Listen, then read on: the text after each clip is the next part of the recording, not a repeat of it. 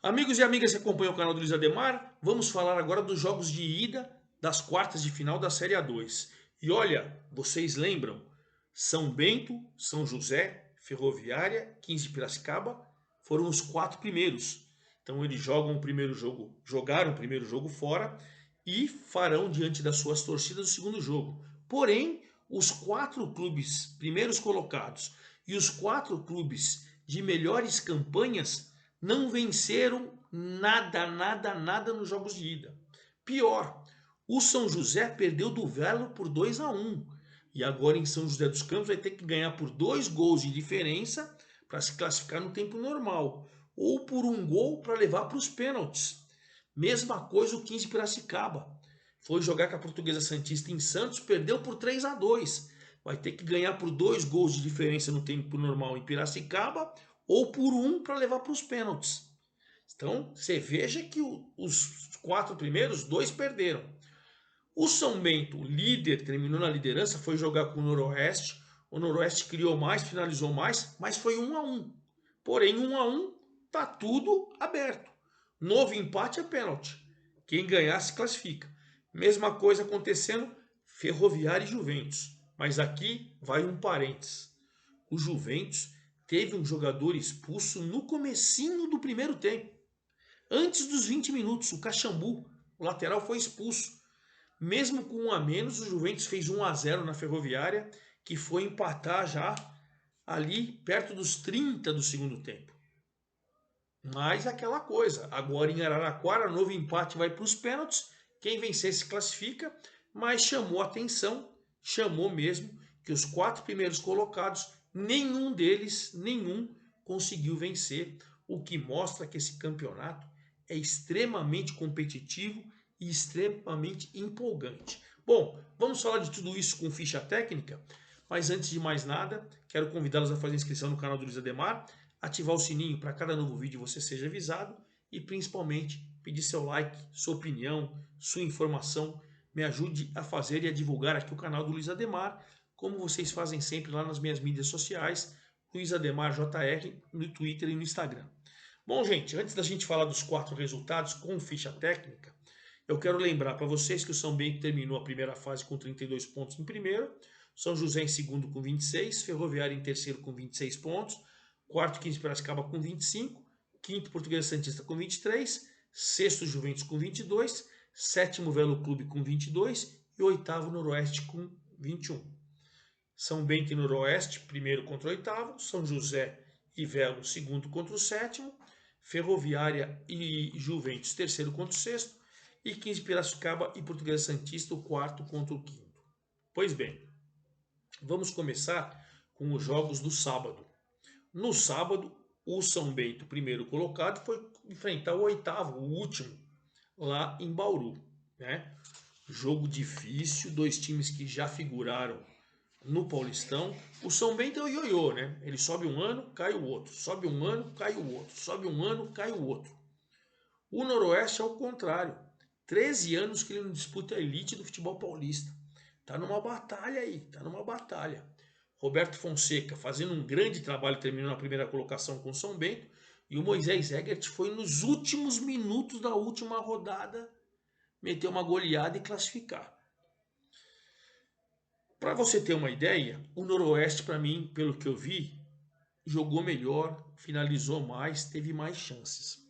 Mas o São Bento, para mim, é o time que tem um elenco melhor qualificado, tem um banco de reserva muito forte. Pois bem, primeiro tempo, logo no comecinho, 4 minutos, o Diego Matias do São Bento fez o goleiro Reinaldo do Noroeste fazendo uma defesa espetacular. E o São Bento começou o jogo indo para cima e fez 1-0 cedo, com 12 minutos de jogo. Tinha cobrança de escanteio, o Everton Senna, o zagueiro, estava na área. Aí bate-rebate, o Everton Senna continuou na área, veio o cruzamento, a bola meio que bateu nele e tal, desviou.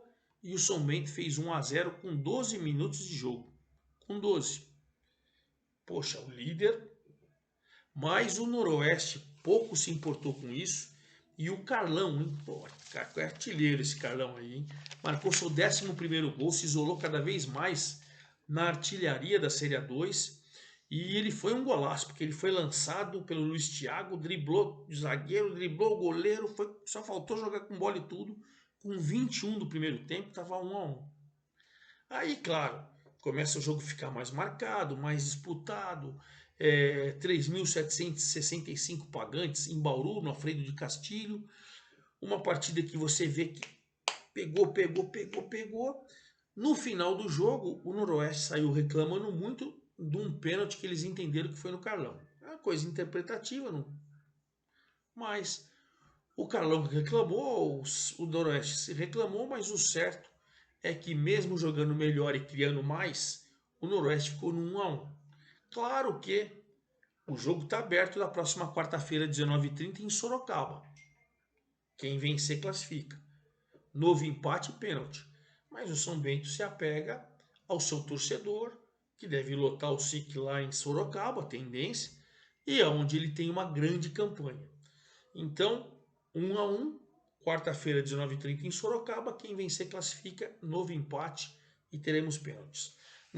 No sábado, o Noroeste jogou com Reinaldo, Balardim, Luizão, Maicon, PH, depois entrou Bala, Diego Maia, Jonatas Paulista, Blade, depois entrou Denner, Rodolfo, depois entrou Isael. Luiz Thiago, depois entrou Lucas Douglas e o Carlão, técnico é o Moisés Egert. O São Bento jogou com Thiago Coelho, Leandro Silva, Macedo Souza, Everton Senna e Lucas Sampaio. Robson Alemão, Matheus Silva, depois de Javan, Diego Matias, depois o Ravanelli, Cristiano, Vitão, depois o Iago, Gleicinho, depois o Lucas Mendes. O técnico é o Roberto Fonseca. Então, tá tudo aberto. 1-1. Quem vencer classifica. Empate quarta-feira, pênalti. Vamos para o segundo jogo do sábado. O Velo Clube, sétimo colocado, pegando o São José, o segundo. E olha, o São José perdeu por 2-1, mas foi marcar seu gol só aos 49 do segundo tempo.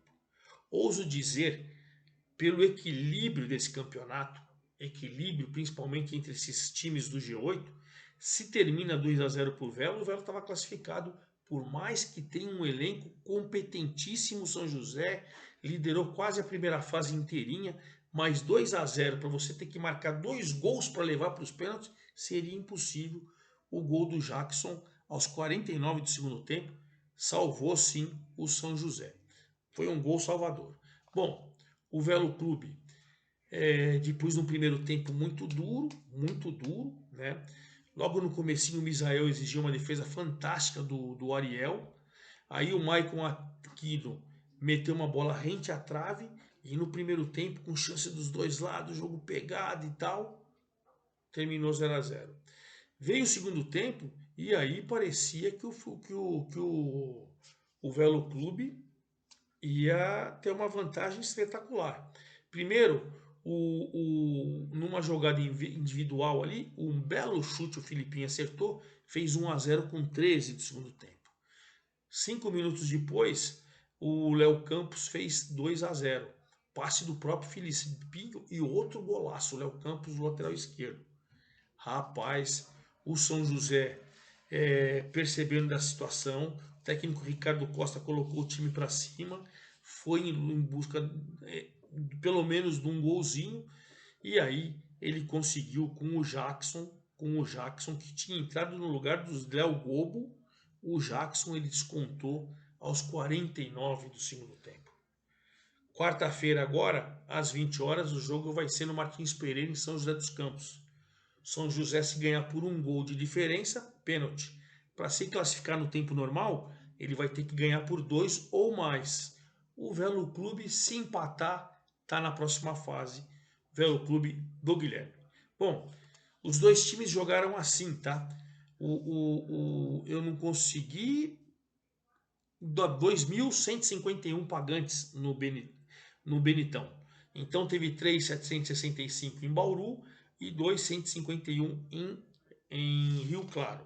O Velo jogou com Gabriel Félix, Júlio Vaz, Rafael Goiano, Lucas Cesani, Léo Campos, que fez um golaço, depois entrou Samuel Pizzi.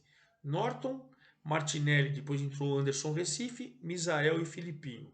Caio Mancha, que estreou, depois entrou o Maicon, Lucas Duni, depois entrou o Rian, o técnico é o Guilherme.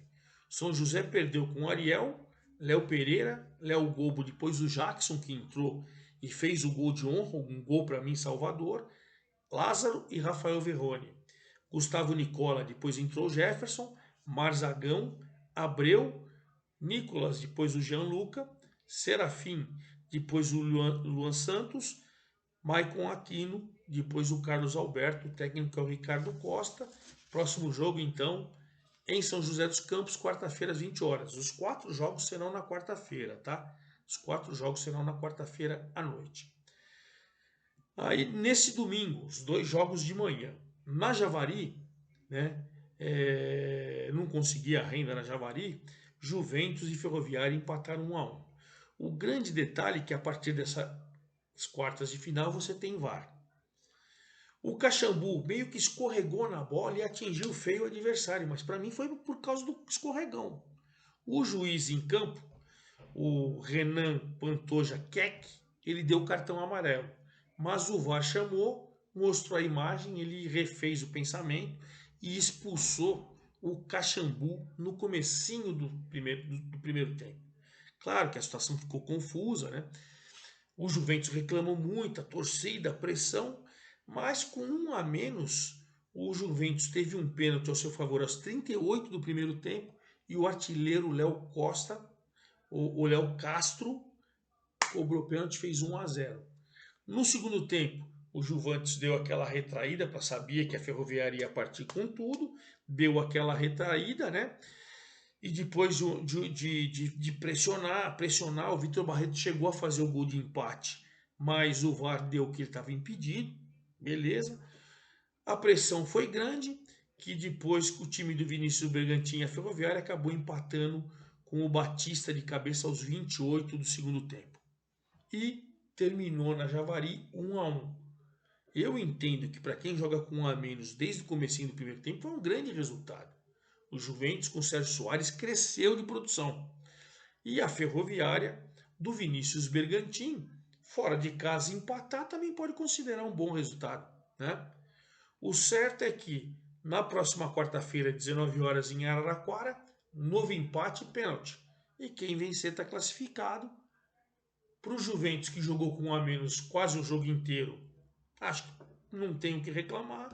E para a Ferroviária, empatar fora de casa também não tenho o que reclamar, apesar de jogar com 1 a mais, poderia ter uma vida melhor. Bom, vamos para a ficha técnica de Juventus e Ferroviária. André Dias, Marcel, depois Diego, Guilherme Mates, Raine e Caxambu, que foi expulso, o lateral esquerdo do Juventus. Betinho Liberato Gutierrez, depois entrou o César, Thiago Rubim, depois Jair, Léo Castro, autor do gol, Justino, depois Cezinha, Sérgio Soares é o técnico do Juventus. A Ferroviária do Vinícius Bergantin, Saulo, Lucas Rodrigues, Ronaldo Alves, Medina e Renan Siqueira. Depois entrou Danilo Nazaré. Pablo Gabriel, Judá Aguiar e Cauã Aguiar. Antônio, depois Luiz Henrique. Batista, depois Gustavo Nescau. Vitor Barreto, depois Marcos Nunes. Esse é o time do Juventus. Lembrando que na quarta-feira, 19 horas, o próximo jogo é em Araraquara. E finalizando esses primeiros jogos, em Santos, um jogão. A Portuguesa já fiz 5-5 dela com o São Bento. A Portuguesa gosta de emoção. Se classificou na última rodada vencendo ali. Estava vencendo por 1-0 o Rio Claro. Não, estava vencendo por 1-0. E se tomasse o gol, né, podia ser eliminada. Fez o segundo gol, eliminou o Rio Claro e acabou se classificando. Enfim, a Portuguesa gosta de emoção. E olha, o jogo foi espetacular mesmo. 3-2 para a Portuguesa em cima do 15 Piracicaba. 2 times fortíssimos. Vai dar para a gente lamentar os 4 que forem eliminados nessa fase. Porque são 4 times fortíssimos e competentes. Bom, com 3 minutos de jogo, o Maranhão chutou, o goleiro Fernando Henrique rebateu e o artilheiro Bruno Moraes vem fazendo seus golzinhos depois de ficar muito tempo machucado.